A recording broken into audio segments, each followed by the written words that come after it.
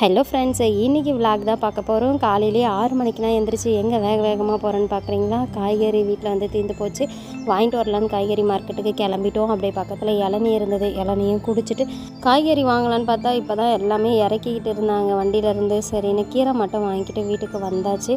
வீட்டுக்கு வந்ததும் எல்லோரும் பசிக்குதுன்றாங்க. போயிட்டு வரதுக்கே 7 மணி ஆகிடுச்சு. அதுக்கப்புறம் சாம்பார் வச்சு, அதுக்கப்புறம் இட்லி சுட்டு ஒரு வழியாக சுட சாம்பாரும் இட்லியும் சாப்பிட்டாச்சு. நம்ம எப்பயுமே சாம்பாரில் உருளைக்கிழங்கு போடுவோம்.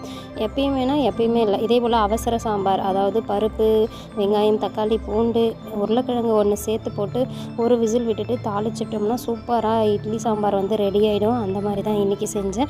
அப்படியே லஞ்சு ஸ்டார்ட் பண்ணியாச்சு. கொஞ்சம் நேரம் கழித்து சுட சாதம், சுட ரசம், மோர் கொஞ்சம் வந்து நல்லா தாளித்து வச்சுருந்தேன். முருங்கைக்காய் பொரியல் பண்ணியிருந்தேன். வாங்கிட்டு வந்த கீரையை நல்லா க்ளீன் பண்ணிவிட்டு பொரியல் பண்ணியிருந்தேன்.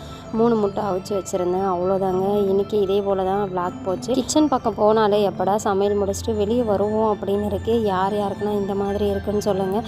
அடிக்கிற வெயிலுக்கு கூழ் இந்த மாதிரி மோர் தாளித்து சாப்பிட்டோம்னா சூப்பராக இருக்குது. இதை மட்டும் போதும், சாப்பாடே வேணாம் அப்படின்ற மாதிரி இருக்குது. இன்னொரு சூப்பரான விளாகில் மீட் பண்ணுறேன். தேங்க்யூ ஃபார் வாட்சிங்.